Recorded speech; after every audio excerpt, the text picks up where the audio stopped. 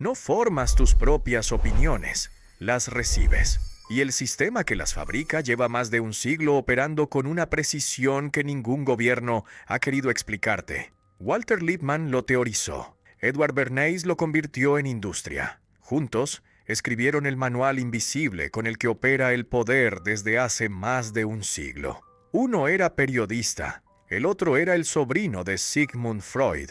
Uno describió el problema, el otro lo explotó. Y lo que construyeron entre los dos no es solo la historia de la propaganda moderna, es la explicación más honesta y más incómoda de por qué piensas lo que piensas, quieres lo que quieres y temes lo que temes. Lo que hoy llamamos opinión pública no surgió de forma espontánea en las democracias modernas. Fue construido, moldeado y dirigido por personas que entendieron algo que el ciudadano común nunca debería saber, que la mente humana no procesa la realidad, sino una versión simplificada de ella, y que quien controla esa versión controla todo lo demás. Walter Lippmann propone algo que socava la confianza ingenua en nuestras propias percepciones políticas.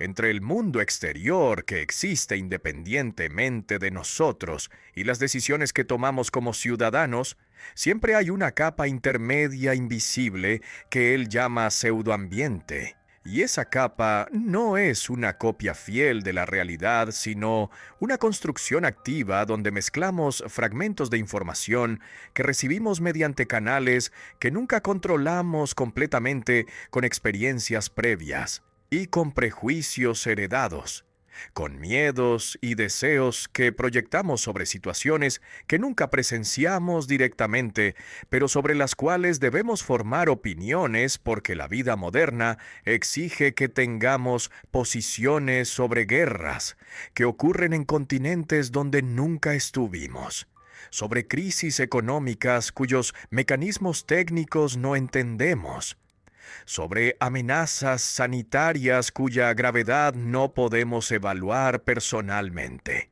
Los seres humanos no reaccionan al mundo real, sino a este pseudoambiente que habita sus mentes como una representación necesariamente simplificada de una realidad demasiado compleja para ser procesada directamente sin filtros. Esta representación interna funciona como un mapa mental que usamos para navegar territorios que nunca exploramos personalmente. Pero los mapas pueden estar equivocados de maneras tan fundamentales que nuestras acciones producen resultados opuestos a los que buscábamos. Y descubrimos el error solo cuando ya es demasiado tarde para corregir el curso. La radicalidad de esta idea emerge cuando reconocemos sus implicaciones para la política democrática que asume ciudadanos informados deliberando racionalmente. Si las guerras no son respuestas a amenazas reales, sino a imágenes de amenazas que circulan en los medios, si las crisis económicas pueden ser profecías autocumplidas donde la imagen de crisis produce comportamientos que generan la crisis real, si las revoluciones estallan no porque las condiciones objetivas sean insoportables, sino porque las representaciones de esas condiciones alcanzan umbrales emocionales que movilizan acción colectiva, entonces toda la arquitectura de la democracia representativa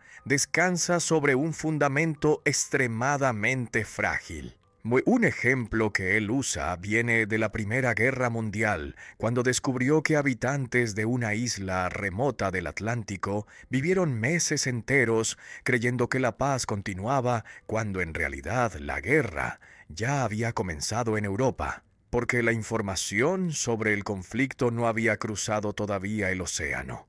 Durante esos meses actuaron según su pseudoambiente pacífico, mientras en el mundo real sus naciones se mataban en trincheras. Mas si sus acciones cotidianas tenían sentido solo en el contexto de ese pseudoambiente, que ya no correspondía a la realidad objetiva. Todos tenemos en nuestras mentes algo que Lippmann llama estereotipos, usando un término que antes solo designaba planchas de imprenta que reproducían imágenes idénticas múltiples veces. transformándolo en nombre para esas imágenes prefabricadas que aplicamos automáticamente cuando encontramos personas o situaciones que encajan superficialmente en categorías que ya teníamos preparadas. Cuando vemos a alguien caminando por la calle, no procesamos toda la información visual disponible, sino que instantáneamente la categorizamos activando expectativas sobre cómo se comportará, qué querrá, qué amenaza podría representar. Todo esto sin haberle dirigido la palabra. Estos estereotipos no son simplemente prejuicios morales que personas malas tienen, sino estructuras cognitivas absolutamente necesarias, sin las cuales la mente humana no podría funcionar en un mundo demasiado complejo. Sin estereotipos tendríamos que reinventar nuestra comprensión de cada persona, cada situación, cada objeto que encontramos como si nunca hubiéramos visto nada parecido antes, lo cual consumiría recursos cognitivos tan masivos que no quedaría capacidad mental para hacer nada más. Pero la necesidad cognitiva no elimina el peligro. Con los estereotipos corremos el riesgo de nunca ver realmente lo que está frente a nosotros, porque ya decidimos qué es antes de mirarlo con la atención sostenida, que revelaría aspectos que no encajan en la categoría aplicada automáticamente. Lippmann describe con una precisión clínica cómo los estereotipos defienden nuestra posición en el mundo, proporcionando una sensación de orden y predictibilidad. Y por eso, cuando alguien presenta evidencia que contradice nuestros estereotipos, no ajustamos tranquilamente nuestras categorías, sino que resistimos con una violencia emocional, porque el estereotipo no es solo creencia sobre el mundo exterior, sino que está entrelazado con nuestra identidad completa. ¿Cómo se gobierna a millones? Don Lippmann reconoce algo que escandalizará a demócratas idealistas. El consentimiento público no surge espontáneamente de debates donde ciudadanos informados examinan evidencia antes de formar opiniones razonadas, sino que se fabrica mediante narrativas, símbolos e imágenes diseñados para movilizar emociones, produciendo acuerdo sin debate genuino. Esta manufactura del consentimiento no es una conspiración secreta de élites malévolas, sino una característica estructural de la política moderna, donde los líderes enfrentan la necesidad práctica de simplificar realidades extraordinariamente complejas.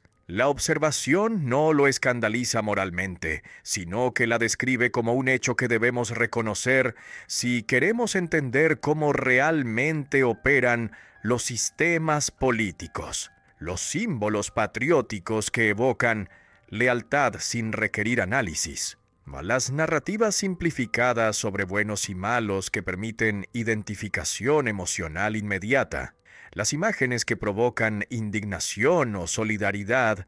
Todas estas son herramientas que los líderes usan para movilizar poblaciones hacia cursos de acción que consideran necesarios.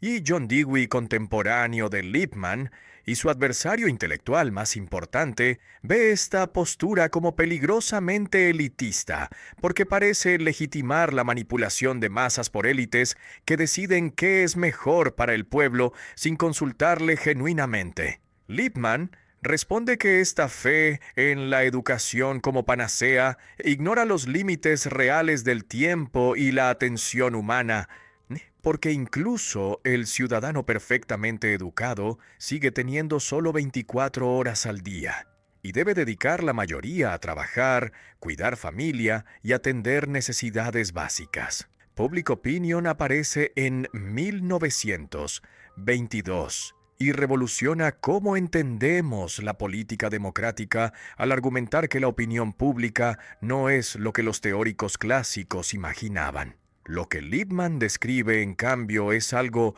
radicalmente diferente. Un conjunto de imágenes simplificadas que circulan en la prensa. Dos estereotipos que clasifican automáticamente a personas y naciones. Representaciones fabricadas mediante la selección estratégica de qué información revelar y qué información omitir. Esta conclusión pone en crisis profunda el ideal democrático heredado de la Ilustración, porque si el ciudadano común no puede conocer directamente los asuntos extraordinariamente complejos del mundo moderno, entonces el gobierno del pueblo basado en la opinión informada es una ficción bien intencionada pero imposible de realizar. Cuando una nación entra en guerra, no lo hace necesariamente porque la situación objetiva lo requiera, sino porque la imagen que circula en la mente pública presenta la situación de manera que la guerra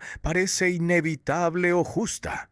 Don Lippmann no propone abandonar la democracia, sino entender sus límites reales y construir instituciones que compensen la inevitable ignorancia del ciudadano común mediante oficinas de inteligencia independientes que procesen información verificable, expertos que traduzcan conocimiento técnico al lenguaje que ciudadanos puedan entender, mecanismos que protejan la toma de decisiones técnicas de la presión de opiniones públicas desinformadas. El problema que esta propuesta enfrenta inmediatamente es quién vigila a los vigilantes. Si los expertos independientes procesan la información que guía las decisiones políticas, entonces, ¿quién garantiza que esos expertos no se conviertan en una nueva élite? Piensa en el ciudadano típico, no en el ideal cívico que profesores de filosofía política describen, sino en la persona real que conoces. Esta persona se levanta temprano para llegar al trabajo, donde pasa 8 o más horas. Se vuelve a casa cansada, sin energía mental, para leer análisis densos sobre política internacional. Prepara la cena mientras los niños demandan atención. Este ciudadano presta atención a la política de forma intermitente cuando algún evento dramático captura su atención, de forma superficial, porque no tiene tiempo para examinar profundamente las complejidades, guiado fundamentalmente por emociones más que por un análisis sistemático. Don Lippmann describe esto no como una crítica elitista, sino como una observación honesta de los límites que cualquier persona enfrenta independientemente de su inteligencia o educación. Incluso el ciudadano más educado y más interesado en política tiene solo 24 horas al día, de las cuales debe dedicar 8 o más a trabajar, 8 a dormir, y las restantes a todas las otras actividades que la vida humana requiere. De esta observación realista surge la propuesta de que la democracia moderna necesita expertos que procesen la realidad, traduciéndola a términos que permitan tomar decisiones que tengan algún anclaje en los hechos verificables. Dos gigantes del pensamiento norteamericano chocan frontalmente. El debate entre John Dewey y Walter Lippmann durante los años 20 define términos que seguimos usando hoy cuando discutimos si el pueblo puede gobernarse genuinamente o si necesita élites técnicas.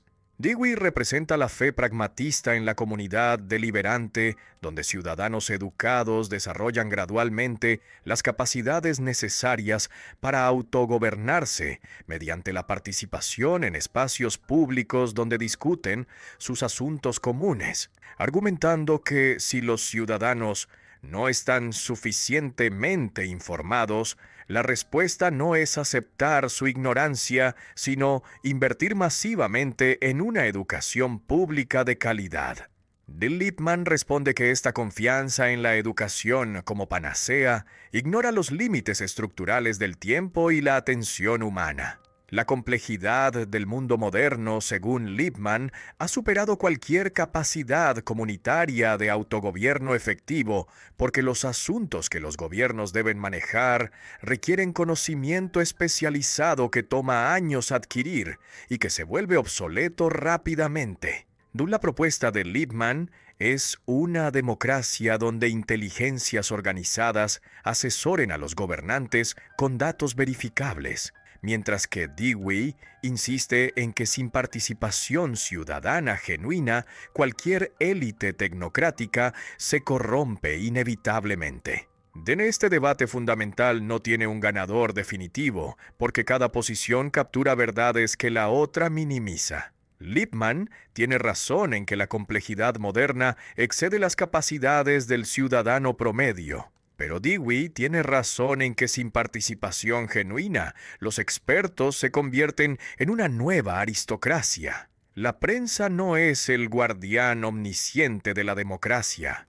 De esta idea romántica heredada del siglo XIX, asume que los periodistas pueden vigilar a los poderosos denunciando la corrupción. Pueden investigar todos los asuntos complejos, proporcionando a los ciudadanos toda la información que necesitan. Lippmann rechaza esta visión porque sobreestima dramáticamente lo que el periodismo puede lograr, dado que opera en mercados competitivos donde debe capturar la atención de audiencias que prefieren entretenimiento sobre análisis denso, de donde los periodistas rotan constantemente sin tiempo para desarrollar una expertise profunda, donde las limitaciones obligan a simplificar situaciones complejas hasta el punto donde la simplificación se convierte en una distorsión.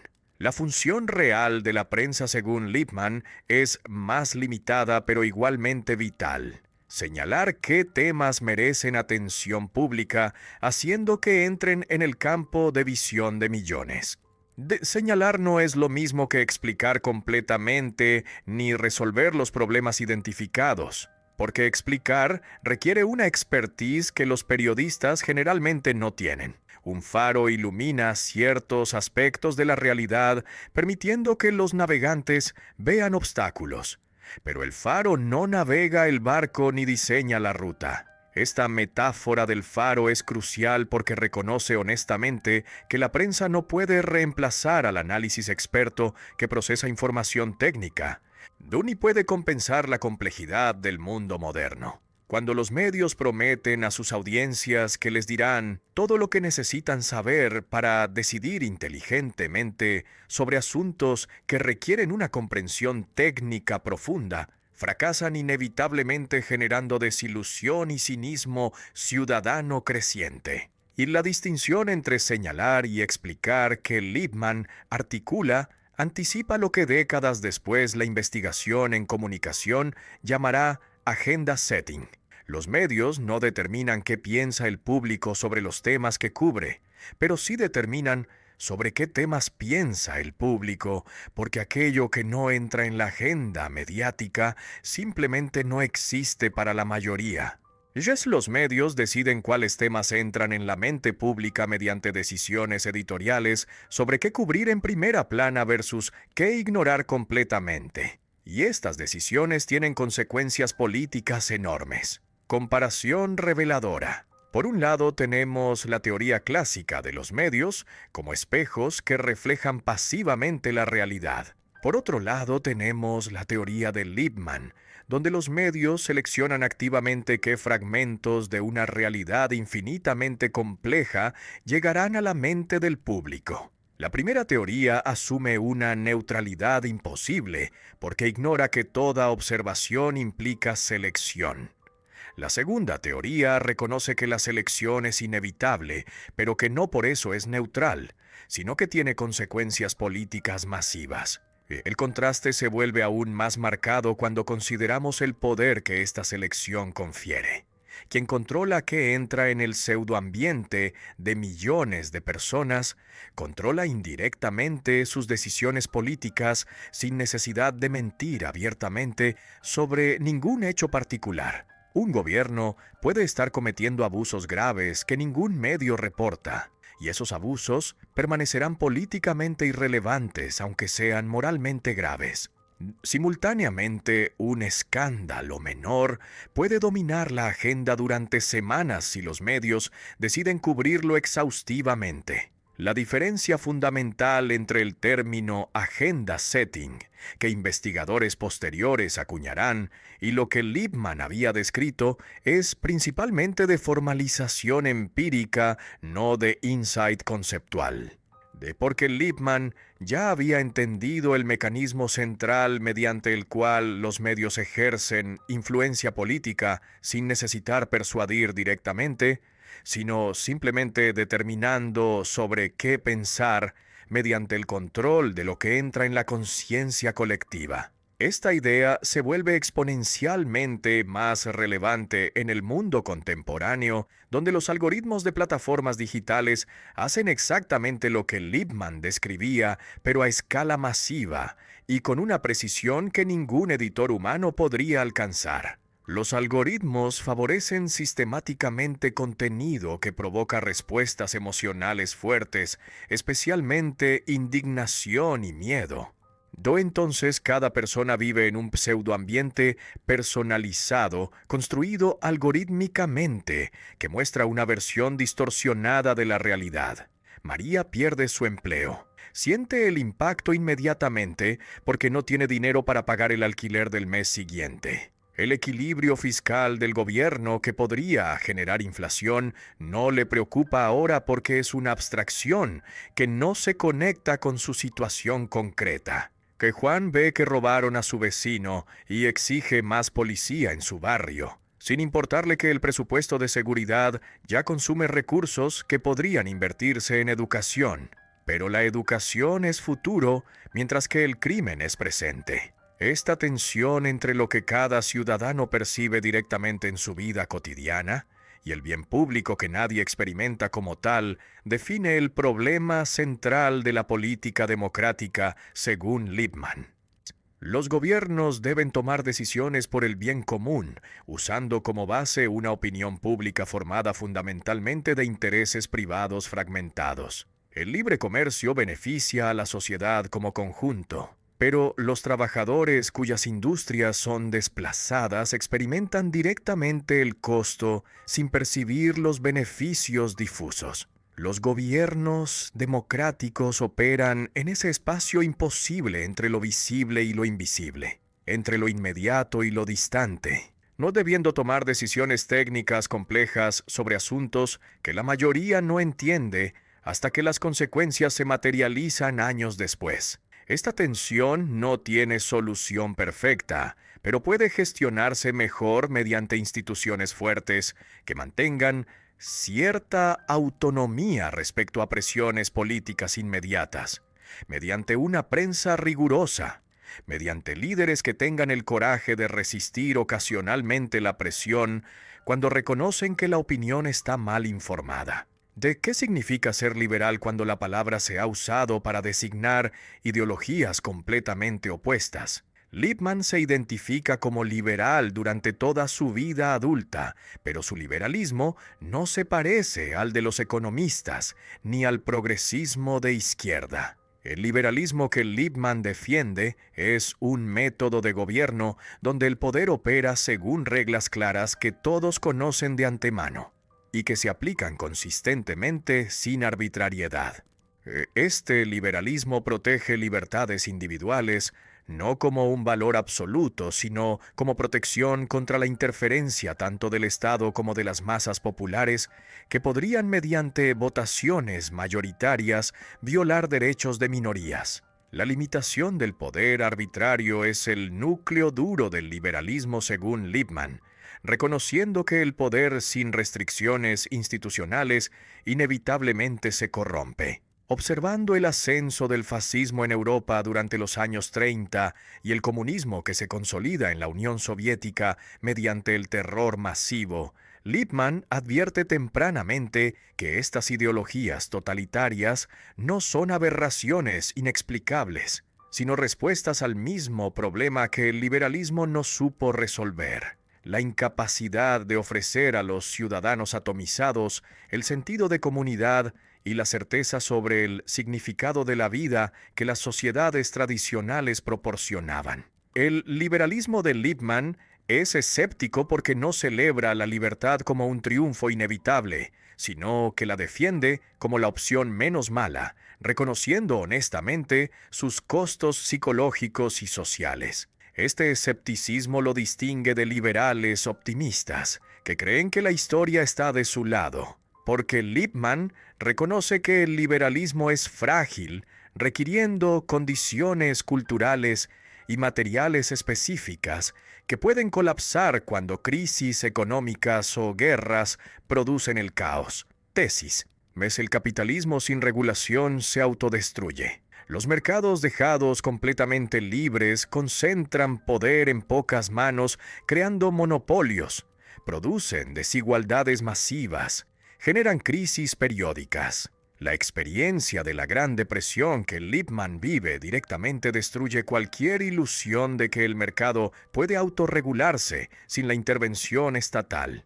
Antítesis. Pero el socialismo planificador que propone reemplazar los mercados con la coordinación central fracasa aún más espectacularmente porque los planificadores carecen del conocimiento necesario para coordinar economías complejas, donde millones de decisiones diarias deben tomarse, respondiendo a circunstancias locales que cambian constantemente. Síntesis. De la buena sociedad, según el título que Lippmann le da a su obra de los años 30, no es ni uno ni otro extremo, sino un liberalismo renovado donde el Estado tiene una función activa pero limitada: fijar las reglas del juego garantizando competencia justa, impidiendo que monopolios dominen, protegiendo derechos de trabajadores, proporcionando bienes públicos. Pero este Estado no pretende controlar directamente todos los resultados específicos ni planificar centralmente la economía entera. No, esta propuesta busca un equilibrio extremadamente difícil de lograr porque constantemente se desliza hacia uno de los extremos. La tensión entre regla clara que limita lo que tanto el Estado como los actores privados pueden hacer y libertad amplia dentro de esos límites es el nervio de toda la filosofía política de Lippmann. Estados Unidos emerge de la Segunda Guerra Mundial como potencia dominante. Y la pregunta urgente es, ¿qué hacer con este poder sin precedentes? ¿Debe intentar imponer un orden liberal globalmente o debe reconocer límites de su poder, concentrando recursos en regiones que realmente importan para su seguridad? Lippmann es realista en el sentido técnico que ese término tiene en teoría de relaciones internacionales. Rechaza el idealismo que asume que las naciones pueden o deben actuar según principios morales universales, ignorando consideraciones de poder. Los estados actúan según intereses concretos definidos por su geografía, por su economía, por su capacidad militar, por sus vulnerabilidades estratégicas. Las democracias cometen sus peores errores cuando permiten que ideales abstractos las empujen hacia compromisos que exceden su capacidad. El concepto de interés nacional que Lippmann desarrolla lo enfrenta a los internacionalistas liberales que creen en instituciones globales como soluciones.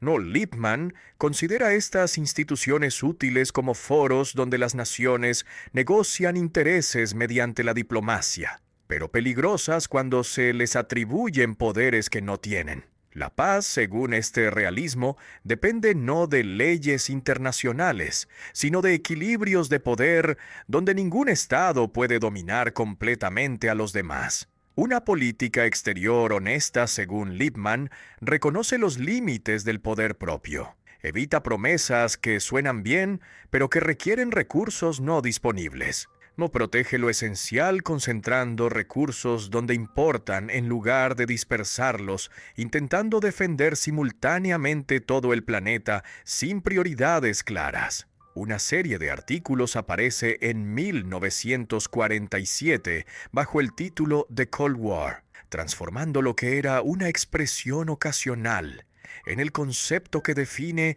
una época completa de la historia mundial. El pensador no inventa el término Guerra Fría desde cero, porque ya circulaba ocasionalmente. Pero sí lo populariza mediante un análisis tan influyente que el término se vuelve inseparable de su crítica devastadora a la estrategia que Estados Unidos está adoptando. La doctrina Truman declara que Estados Unidos debe contener al comunismo donde quiera que intente expandirse, apoyando a cualquier gobierno que se oponga a la influencia soviética. Y esta declaración suena inspiradora cuando se pronuncia en discursos que evocan la lucha entre la libertad y la tiranía.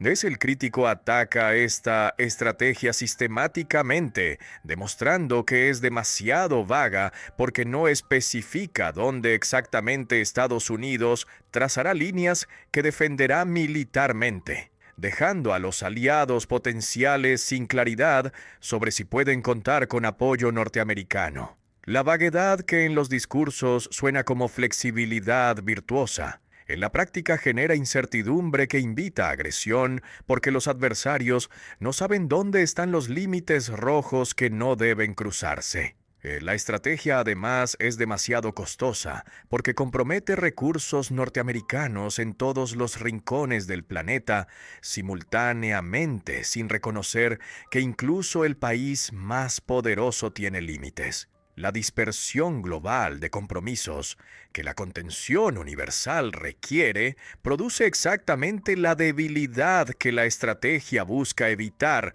porque mantener presencia militar en docenas de países drena recursos que podrían concentrarse en las pocas regiones que realmente importan. Las advertencias del autor sobre los límites del poder norteamericano resultaron proféticas cuando décadas después Estados Unidos se encontró atrapado en Vietnam peleando una guerra que no podía ganar sin escalar a niveles que arriesgaban una confrontación nuclear. Guerra que no podía abandonar sin admitir una derrota que dañaría su credibilidad. Y guerra que eventualmente tuvo que abandonar de todas maneras después de años de sangrado. ¿Cómo llega alguien desde las redacciones, donde se escribe bajo presión de plazos, hacia las preguntas filosóficas sobre la naturaleza del conocimiento político? La trayectoria del periodista muestra el camino mediante el cual la experiencia práctica genera interrogantes teóricos cuando alguien presta atención no solo a lo que está reportando, sino también al proceso mismo mediante el cual ciertos eventos se vuelven noticias, mientras otros permanecen invisibles. La Primera Guerra Mundial funciona como un laboratorio donde todas estas dinámicas se vuelven visibles. El autor ve propaganda operando a escala industrial, produciendo efectos que ninguna teoría previa había anticipado con precisión, porque nadie había imaginado que gobiernos modernos podrían movilizar recursos masivos para fabricar versiones de la realidad que poblaciones enteras aceptarían sin cuestionar. Esta experiencia no solo le enseña sobre propaganda, sino que planta una pregunta más profunda que lo perseguirá el resto de su vida. Si la prensa informa, pero la gente igualmente malentiende la realidad, entonces algo fundamental está fallando en la conexión entre los hechos exteriores que ocurren independientemente de nuestras percepciones y las representaciones mentales que construimos. El problema no es solo que los gobiernos mientan o que los periodistas sean incompetentes, sino que hay límites cognitivos en cómo los seres humanos procesan información sobre mundos que no pueden observar directamente. Esta transición desde el periodismo práctico hacia la teoría sobre la opinión pública no es un abandono de su compromiso con el oficio, sino una profundización que busca entender por qué el periodismo, por bien intencionado que sea, fracasa sistemáticamente en proporcionar a los ciudadanos el conocimiento que necesitarían para gobernarse según el ideal democrático clásico. Una columna semanal durante décadas, no cualquier columna que se pierde entre docenas de opiniones, sino la columna que presidentes leen antes de anunciar políticas sabiendo que lo que el columnista escriba mañana influirá en cómo el público recibirá esas políticas. Los líderes mundiales lo reciben en sus oficinas no como una cortesía protocolar, sino porque saben que influirlo es influir la opinión que circulará en círculos donde se decide qué políticas son políticamente viables. Pero esta posición privilegiada genera tensiones que nunca se resuelven satisfactoriamente. Por un lado está la acusación de complicidad con el establishment que viene de quienes ven sus relaciones cercanas con gobernantes como evidencia de que ha sido capturado por el poder que supuestamente fiscaliza. ¿Cómo puede criticar honestamente a un gobierno cuando depende de la buena voluntad de ese gobierno para obtener acceso que perdería instantáneamente si sus críticas se volvieran demasiado incómodas? Por otro lado está la crítica opuesta, que viene de quienes lo acusan de traicionar confidencias al publicar análisis que contradicen políticas oficiales, revelando sus debilidades ante audiencias que incluyen adversarios extranjeros. Los gobiernos que lo tratan como confidente esperan cierta lealtad básica. La paradoja define su vida profesional completa sin que encuentre manera de escaparla, excepto reconociéndola honestamente. Describió mejor que nadie cómo los medios fabrican realidades mediante la selección de qué reportar. Sin embargo, trabajó toda su vida dentro de esa misma maquinaria. Nunca resolvió la tensión mediante el retiro hacia una pureza académica, eligiendo en cambio habitarla productivamente, aceptando que no hay posición sin compromisos. El joven columnista de veintipocos años se llama a sí mismo socialista, sin ironía ni reservas. Leía Marx seriamente estudiando el capital con la dedicación de quien busca entender las leyes científicas que gobiernan el desarrollo histórico. Participa en movimientos que exigen una transformación radical de la sociedad norteamericana mediante reformas. Esta convicción juvenil no es una pose, sino un compromiso genuino que lo lleva a escribir artículos, a organizar reuniones, a defender públicamente posiciones que lo identifican con la izquierda socialista. Pero la experiencia gubernamental, donde trabaja como asesor durante la Primera Guerra Mundial, lo confronta con realidades que sus teorías juveniles no habían anticipado. Ve de cerca cómo se toman decisiones políticas, descubriendo que la realidad resiste los planes mejor intencionados. Observa cómo las burocracias que deberían implementar planes racionales se convierten en maquinarias que sirven sus propios intereses institucionales. Entiende gradualmente que concentrar poder económico en manos del Estado no elimina el problema del poder, sino que lo agrava. Su evolución hacia el liberalismo conservador durante las décadas siguientes no es una traición a ideales juveniles, sino un aprendizaje doloroso basado en la observación de cómo funcionan realmente las sociedades.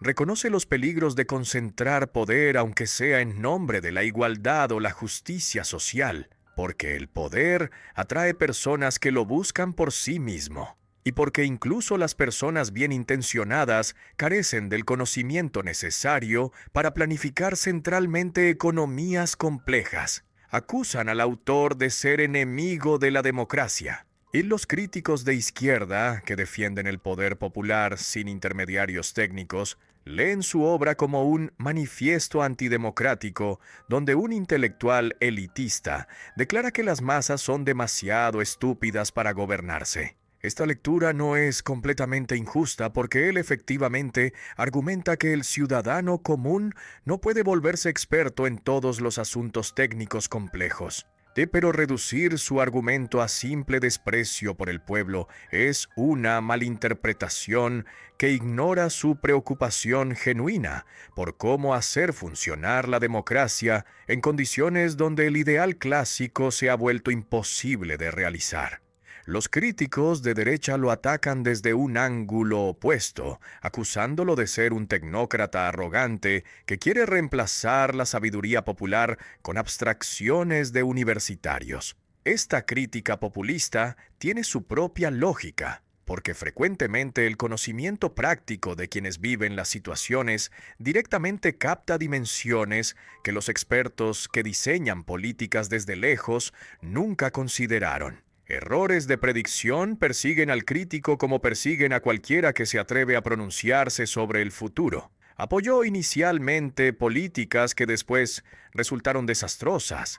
Subestimó amenazas que después se materializaron. No y sus críticos compilan estas fallas como evidencia de que su confianza en el análisis experto era injustificada. La contradicción más profunda que sus críticos señalan es esta. Teoriza durante décadas sobre cómo la opinión pública es maleable mediante la manipulación de imágenes, pero simultáneamente pasa toda su vida adulta escribiendo una columna semanal, intentando influir precisamente esa opinión pública que declara moldeable. ¿No es él mismo uno de los manipuladores de opinión que critica? Sus defensores argumentan que reconocer el mecanismo no es lo mismo que abusar de él. Sus críticos responden que esta distinción es conveniente pero insostenible. ¿Qué queda del pensador en la era digital donde las plataformas reemplazan a los periódicos como fuentes primarias de información política? ¿Todo? El concepto de estereotipo que describió en los años 20 no es una reliquia histórica, sino una descripción exacta de cómo funcionan hoy los algoritmos que perfilan usuarios. Los algoritmos entregan a cada usuario exactamente la imagen del mundo que ya esperaba ver, confirmando siempre sus prejuicios, existentes mediante una selección que favorece contenido que resuena con las creencias que el usuario ha demostrado tener. El pseudoambiente que el autor describió como problema de la prensa masiva se ha multiplicado hasta el infinito, fragmentándose en millones de pseudoambientes personalizados, donde cada persona vive en una burbuja construida a medida. El teórico no temía a la tecnología en sí misma porque entendía que las herramientas son neutras y que el problema no reside en los instrumentos sino en cómo los usamos. Su advertencia más vigente trasciende las tecnologías particulares, señalando hacia el problema fundamental de la credulidad humana, que prefiere vivir en imágenes cómodas antes que enfrentar la complejidad incómoda del mundo real. La ingeniería del consentimiento es el concepto más poderoso que Edward Bernays desarrolló durante décadas de práctica profesional, ayudando a corporaciones y gobiernos a lograr lo que ninguna dictadura puede sostener mediante la fuerza bruta. Producir en una población el acuerdo activo y entusiasta con decisiones que en realidad fueron tomadas por otros, sin que nadie se sienta manipulado, porque cada persona cree genuinamente que eligió libremente según sus propios valores. La diferencia entre obligar mediante amenazas explícitas y fabricar consentimiento mediante técnicas invisibles es que la primera genera resistencia inmediata, mientras que la segunda produce una obediencia duradera y estable, porque las personas que han sido convencidas mediante la ingeniería psicológica sofisticada defienden activamente las decisiones que tomaron como si fueran propias. Por eso los gobiernos modernos que el autor asesora directamente prefieren esta segunda opción porque permite gobernar sin el costo político enorme de la represión visible. El profesional presenta esta técnica como democrática y moderna, argumentando que en sociedades complejas donde millones deben coordinarse, es necesario que alguien organice el consenso, porque esperar a que emerja espontáneamente produciría una parálisis. Pero sus críticos señalan algo perturbador. Esta ingeniería del consentimiento vacía a la democracia de contenido real porque un voto informado por imágenes fabricadas no es un voto libre, sino un voto guiado. La genialidad perversa del concepto está en que resuelve el problema central que todos los sistemas de dominación enfrentan. ¿Cómo lograr que las personas hagan voluntariamente lo que conviene a quienes tienen poder? La respuesta es que se logra construyendo cuidadosamente el ambiente simbólico donde las decisiones se toman de manera que las opciones que convienen al poder aparezcan como las opciones que convienen a todos. En 1928, el autor publica un libro con un título que ningún profesional contemporáneo de la comunicación se atrevería a usar, porque la palabra se ha vuelto sinónimo de mentira manipuladora. Propaganda es el título del libro, y en sus páginas el teórico escribe algo brutal. En toda sociedad moderna, una minoría invisible dirige la opinión de la mayoría, y esto no es una conspiración de élites malévolas, sino una necesidad funcional de las sociedades complejas. Esta afirmación escandaliza a los demócratas idealistas que creen en el pueblo ilustrado que se gobierna a sí mismo.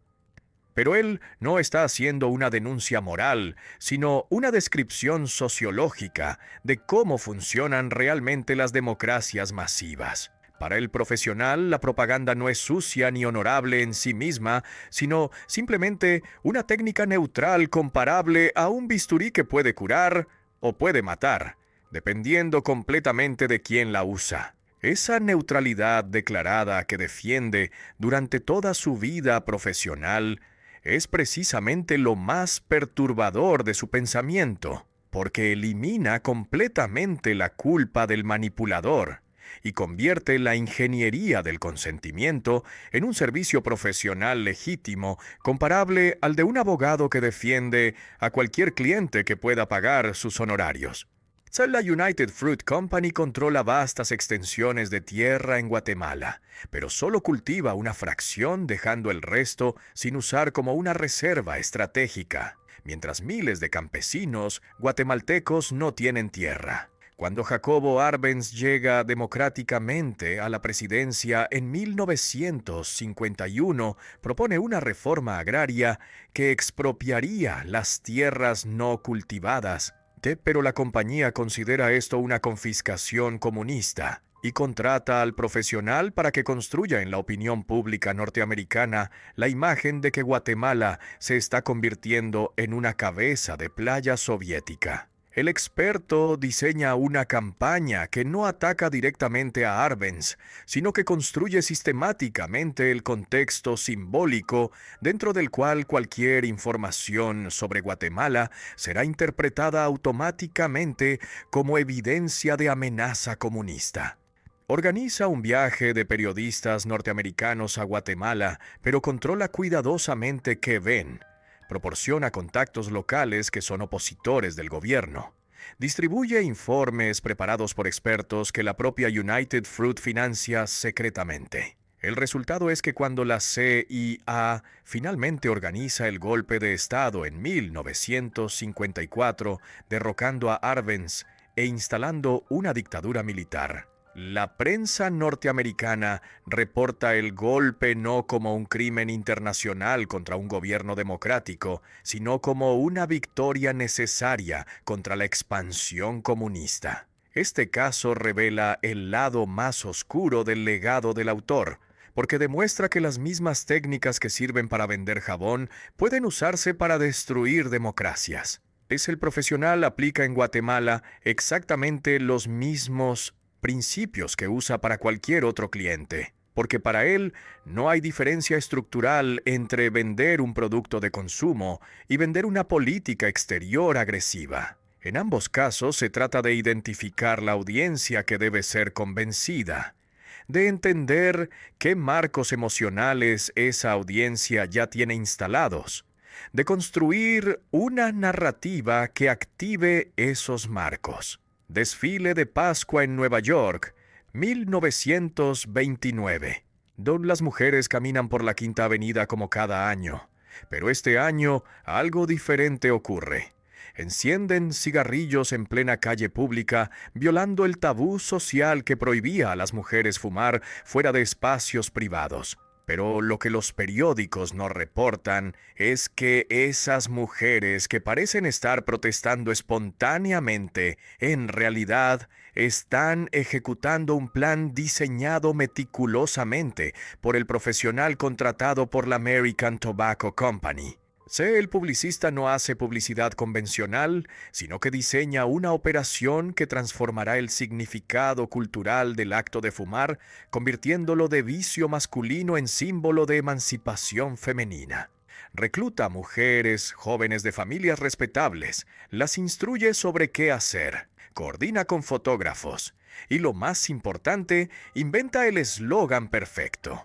Las llama antorchas de la libertad, convirtiendo los cigarrillos en símbolos políticos. La genialidad de la operación reside en conectar un producto comercial con un valor genuinamente poderoso, como la emancipación femenina, que en esa época está ocurriendo realmente. Al asociar los cigarrillos con este movimiento real de liberación, logra que fumar deje de ser simplemente un hábito de consumo y se convierta en un acto político cargado de significado. Este caso revela la lógica central que el teórico aplica en todas sus campañas. No cambies el producto porque eso es caro.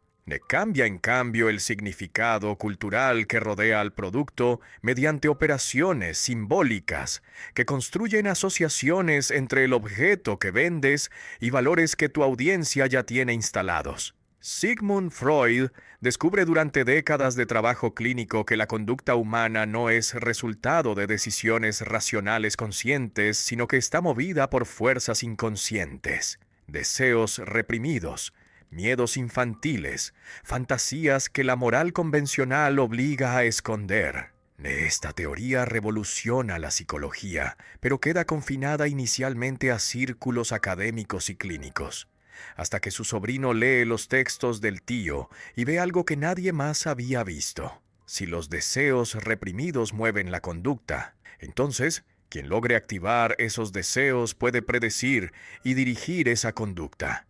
El sobrino toma la idea freudiana y la saca del consultorio, llevándola directamente al mercado mediante una operación que transforma radicalmente la publicidad. En lugar de vender productos por sus características objetivas, vende la satisfacción simbólica de necesidades emocionales profundas.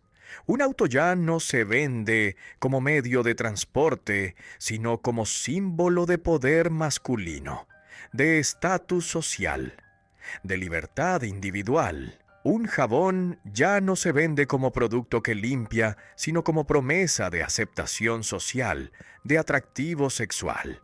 Esta transformación revoluciona completamente la publicidad porque ya no se trata de informar sobre un producto proporcionando datos objetivos, sino de asociar el producto con identidad, poder, amor o seguridad. El consumidor, según esta nueva lógica, se convierte en un ser cuyas decisiones de compra son en realidad decisiones emocionales profundas sobre identidad, disfrazadas de racionalidad económica. Esta distinción entre necesidad real y deseo fabricado que el profesional introduce mediante la aplicación comercial del psicoanálisis freudiano sigue siendo el fundamento absoluto de toda la publicidad contemporánea.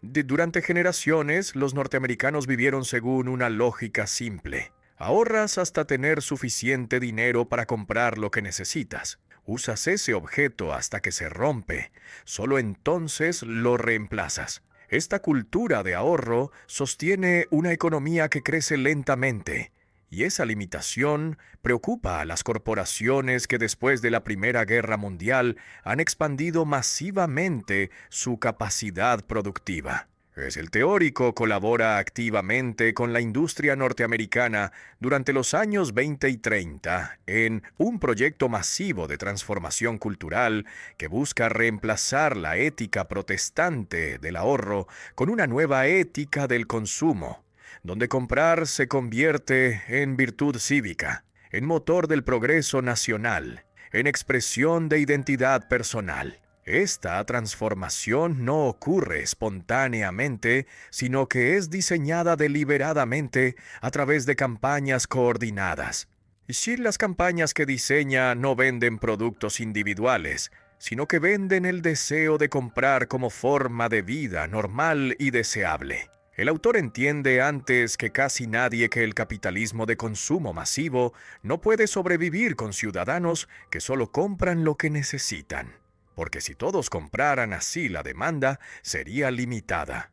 Por eso su trabajo más estructural no fue vender productos individuales, sino vender el deseo mismo de comprar como virtud, como expresión de libertad individual, como forma de participación en un proyecto colectivo de prosperidad nacional. 3 palancas emocionales mueven a las masas con una efectividad que ningún argumento racional puede igualar, según el teórico que las identifica mediante la observación cuidadosa. Primera palanca: el miedo a perder algo que ya se tiene y que se valora enormemente. activando una respuesta emocional inmediata que busca proteger lo amenazado sin detenerse a calcular racionalmente si la amenaza es real o fabricada. Segunda palanca. El deseo de pertenecer a un grupo admirado cuya membresía se señala mediante el consumo de símbolos visibles que comunican que eres parte del club, y formando una comunidad imaginaria de personas que nunca se conocerán personalmente, pero que se reconocen mutuamente. Tercera palanca. La búsqueda de seguridad en un mundo que cambia demasiado rápido constantemente, destrozando certezas que parecían eternas. Cualquier mensaje que active una de estas tres palancas tiene una probabilidad de éxito incomparablemente mayor que el mensaje que apela a la razón. No porque la emoción decide instantáneamente antes de que la razón tenga tiempo de analizar críticamente la información. Un político que quiere movilizar votantes no construye un programa detallado con propuestas técnicas, sino que identifica qué temen sus votantes potenciales y promete protegerlos de esa amenaza sin necesitar especificar exactamente cómo lo hará. Esta lógica, que el profesional sistematiza mediante décadas de práctica, sigue siendo el fundamento absoluto de la comunicación política contemporánea, donde los asesores de campaña construyen mensajes diseñados específicamente para activar miedo o pertenencia mucho antes de preocuparse por la coherencia de los programas. El autor no inventa estas palancas porque son mecanismos psicológicos universales, pero sí las identifica explícitamente, las nombra claramente, las enseña sistemáticamente y las convierte en herramientas profesionales que cualquier cliente puede comprar. La democracia de masas enfrenta un problema estructural que ningún idealismo puede resolver. En sociedades con millones de personas que deben tomar decisiones colectivas sobre asuntos extraordinariamente complejos, es literalmente imposible que todos estén igualmente informados sobre todo. Entonces inevitablemente alguien está seleccionando qué información llega a qué personas. El teórico ve esta realidad no como una tragedia que debemos lamentar, sino como una condición estructural permanente de las sociedades complejas. La pregunta ética entonces no es si alguien controla la información, porque eso es inevitable, sino quién ejerce ese control. ¿Con qué valores orienta las elecciones que hace constantemente?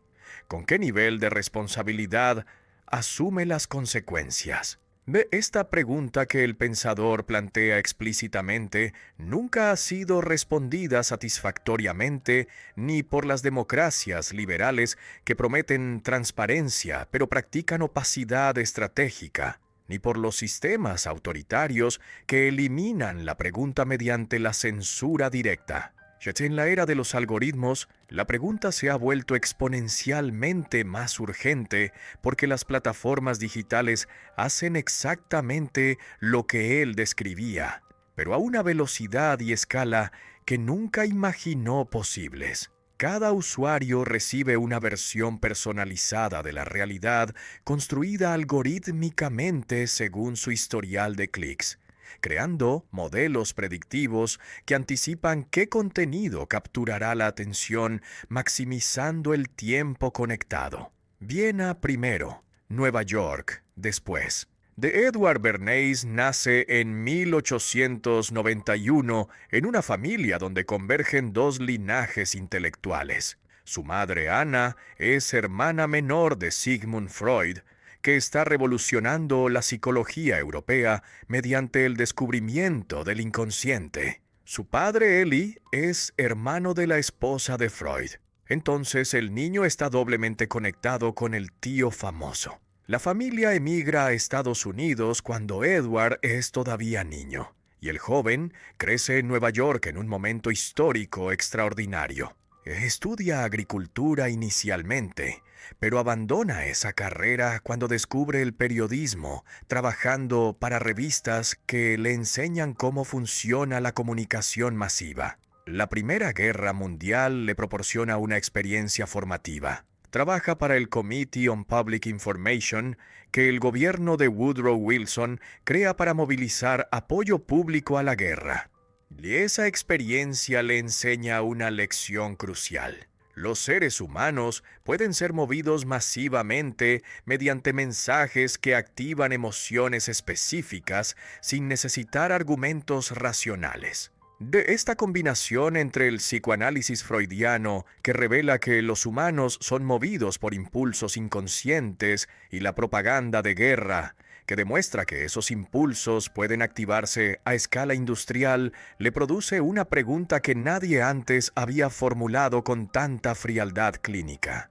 Si el hombre actúa según fuerzas irracionales que no controla, y si esas fuerzas pueden ser activadas desde afuera, entonces quien domine esa técnica puede mover a millones. El profesional no inventa la manipulación psicológica que ha existido desde siempre, pero sí la sistematiza transformándola de un arte intuitivo en una ciencia aplicada que puede enseñarse mediante manuales, puede profesionalizarse mediante entrenamiento formal y puede venderse como servicio a cualquier cliente que pague. Walter Lippmann publica Public Opinion en 1922, describiendo cómo los ciudadanos viven en pseudoambientes construidos mediante estereotipos, cómo la opinión pública se forma mediante imágenes simplificadas, cómo la democracia enfrenta una crisis estructural. El sobrino de Freud lee ese libro y muchos lo reconocen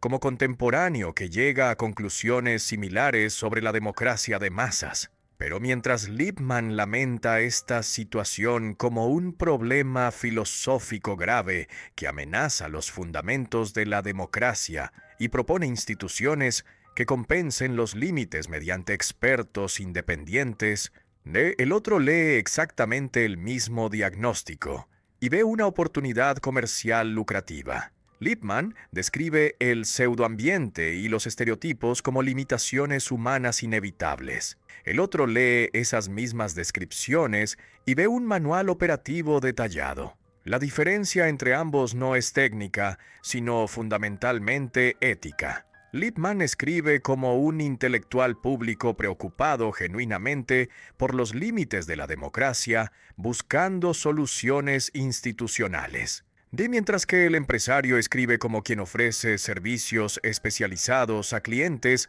que pagan honorarios sustanciales por campañas que transformarán opiniones públicas. Lippmann quiere instituciones que compensen los límites de la razón pública, protegiendo a los ciudadanos contra la manipulación sistemática, mientras que el consultor quiere clientes que paguen por explotar esos mismos límites aplicando técnicas psicológicas probadas. ¿Cómo se forma la opinión de millones sobre asuntos que nunca experimentan directamente? Esta pregunta encuentra respuesta sistemática en su libro Crystallizing Public Opinion, donde describe el proceso mediante el cual las opiniones que parecen emerger espontáneamente en realidad se forman a través de líderes de opinión intermediarios que funcionan como amplificadores estratégicos. Médicos que recomiendan productos sin revelar que fueron contactados por consultores pagados.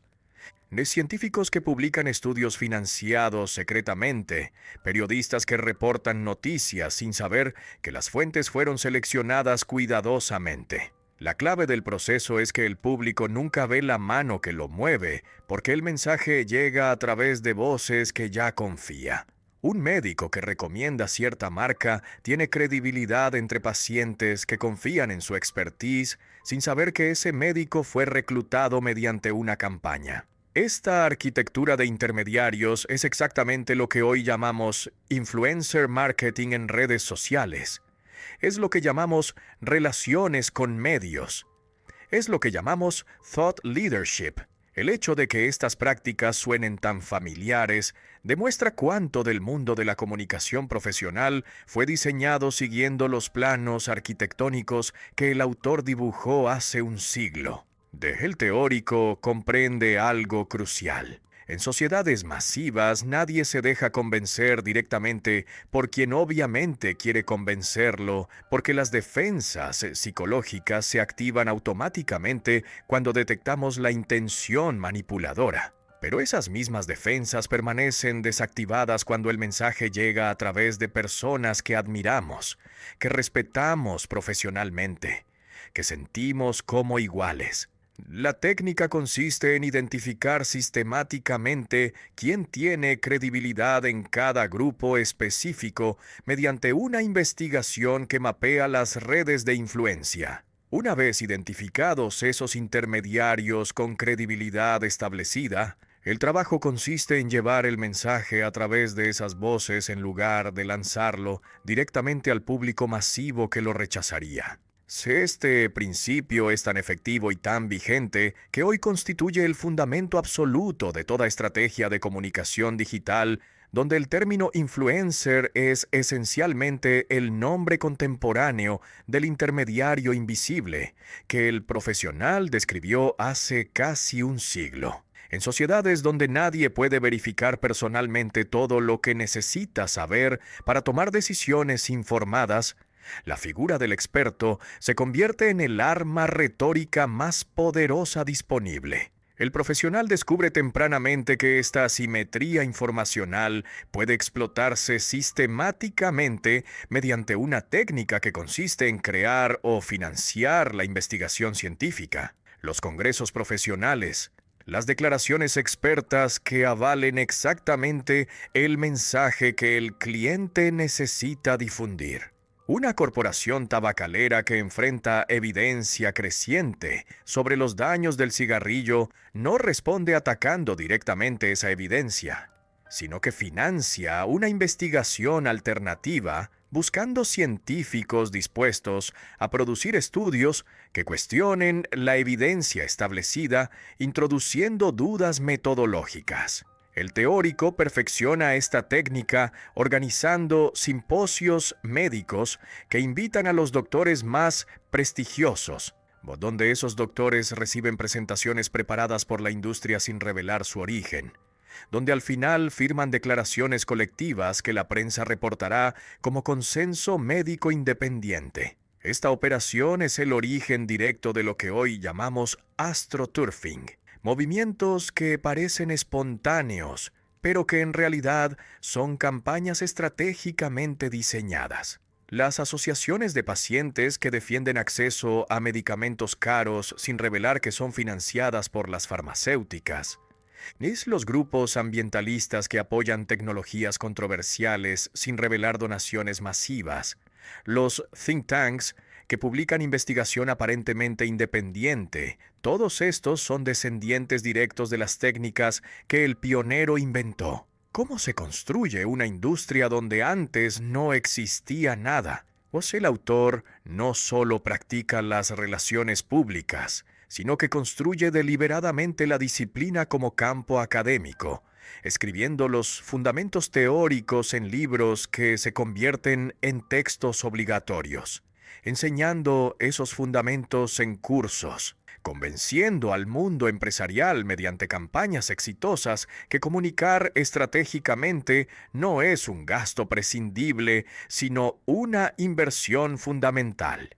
Y la institucionalización de la profesión que lidera durante décadas crea efectos multiplicadores enormes, porque al convertir las relaciones públicas en una disciplina respetable con programas universitarios, con asociaciones profesionales, con códigos éticos, la práctica se expande exponencialmente, alcanzando todos los sectores posibles. Este ejército de practicantes aplica las técnicas que codificó sin necesariamente conocer su origen, porque esas técnicas se han vuelto sentido común profesional. La paradoja central es que cuanto más sofisticada se vuelve la profesión, más invisible resulta su operación. El mundo fabricado que las relaciones públicas producen constantemente parece cada vez más natural, porque las técnicas han mejorado tanto que ya no dejan huellas detectables. Los presidentes lo consultan, las corporaciones gigantes lo contratan, Las operaciones de inteligencia lo usan. Mas el consultor durante décadas asesora a los centros de poder aplicando exactamente los mismos principios que usa para vender jabón, porque para él la estructura no cambia según el objeto. Siempre se trata de identificar la audiencia que debe ser movida, de entender qué deseos o qué miedos ya tiene instalados, de construir una narrativa que active esos deseos asociando el objetivo del cliente con valores que la audiencia defiende. Y su papel como consejero del poder lo coloca en una posición profundamente ambigua que define toda su carrera. No es un político electo que puede ser removido mediante el voto, pero influye en la política mediante campañas que moldean las opiniones. No es un empresario que arriesga capital propio, pero construye imperios comerciales para sus clientes. No es un periodista que reporta hechos verificables, pero controla qué información llega al público masivo. Y esta posición de intermediario invisible entre el poder y el pueblo, operando en las sombras, coordinando campañas cuyos resultados aparecen como decisiones espontáneas, es exactamente lo que hace tan inquietante su legado. El autor nunca ocupa un cargo público que lo haría responsable ante votantes. Nunca firma los documentos que producen las políticas que ayudó a diseñar. Entonces opera sin rendir cuentas directas ante nadie, excepto ante los clientes que pagan sus honorarios. Noam Chomsky retoma directamente el concepto de ingeniería del consentimiento y usa ese concepto como fundamento teórico de su análisis sobre cómo funcionan los medios de comunicación en las democracias occidentales. La tesis de Chomsky en Manufacturing Consent argumenta que la democracia formal convive perfectamente con un sistema de manipulación tan sofisticado que los ciudadanos no solo son manipulados, sino que agradecen serlo. Otros críticos señalan algo aún más perturbador. Al demostrar públicamente que el consentimiento puede fabricarse industrialmente, el teórico destruye la posibilidad misma de distinguir entre una opinión genuina y una opinión implantada. Esta incertidumbre epistemológica corroe los cimientos de cualquier sistema político que diga basarse en la voluntad popular. La respuesta del profesional a estas críticas fue consistente, aunque moralmente insatisfactoria. Defendía la neutralidad de la técnica, argumentando que las relaciones públicas son una herramienta que puede usarse para bien o para mal. Pero esta analogía falla porque el cuchillo no fue diseñado específicamente para ocultar su naturaleza como arma, mientras que las relaciones públicas fueron diseñadas precisamente para manipular, sin que se note la manipulación. Sin embargo, hay un momento donde esta defensa colapsa. Cuando al final de su vida larga expresó horror al enterarse de que Joseph Goebbels había leído sus libros cuidadosamente y los había usado como guía para diseñar las campañas que movilizaron a millones de alemanes hacia el apoyo de políticas genocidas. ¿Cómo te sientes al descubrir que el arquitecto de la propaganda nazi estudió tus textos? El autor enfrenta esta pregunta al final de su vida, cuando biografías revelan que Goebbels había leído Crystallizing Public Opinion y Propaganda, usando esos libros como referencias técnicas. Su reacción fue un genuino horror, pero ese horror llegó demasiado tarde para cambiar nada. Intentó justificarse repitiendo la analogía del dinamita que Alfred Nobel inventó para la construcción, pero que otros usaron para fabricar bombas. Pero sus críticos señalaban que esta analogía falla porque las relaciones públicas fueron diseñadas específicamente para manipular sin que se note mediante una opacidad intencional que es su característica definitoria, el arrepentimiento. Si es que realmente fue arrepentimiento genuino, llegó demasiado tarde y fue demasiado débil para desarmar la industria gigantesca que había construido.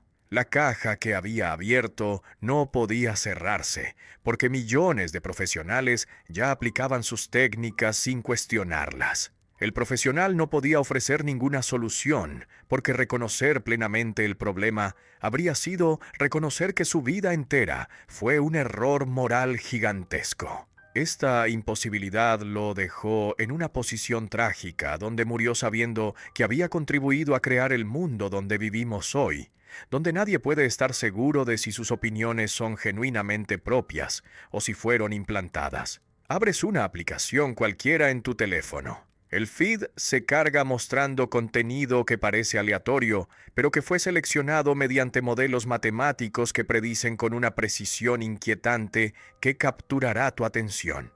Cada publicación que ves fue optimizada mediante pruebas masivas. Cada imagen fue seleccionada entre docenas que se probaron buscando la combinación que maximiza la probabilidad de que detengas el scroll. El legado más concreto no está en libros que pocos leen, sino en cada decisión de diseño de las plataformas digitales contemporáneas que aplican con precisión matemática los principios que él sistematizó. Activar emociones antes que razones. Usar intermediarios de confianza que las plataformas llaman influencers. Crear la sensación de elección libre dentro de un menú cuidadosamente construido.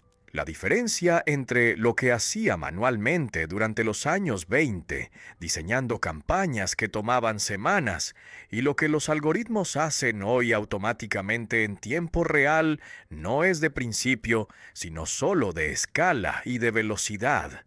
Si las plataformas digitales han perfeccionado lo que solo podía hacer rudimentariamente, la fabricación de pseudoambientes personalizados donde cada persona vive en una burbuja informacional construida algorítmicamente. La pregunta que el autor nunca respondió satisfactoriamente es la pregunta política más urgente de este siglo. Si el consentimiento puede fabricarse con suficiente sofisticación técnica, ¿no entonces en qué se diferencia una democracia de un sistema de dominación muy bien diseñado donde todos los rituales democráticos se cumplen meticulosamente, pero donde el ambiente informacional completo fue construido deliberadamente para guiarte hacia una conclusión predeterminada? El pionero murió en 1995 a los 103 años, habiendo vivido suficiente para ver cómo la industria que fundó se había expandido exponencialmente.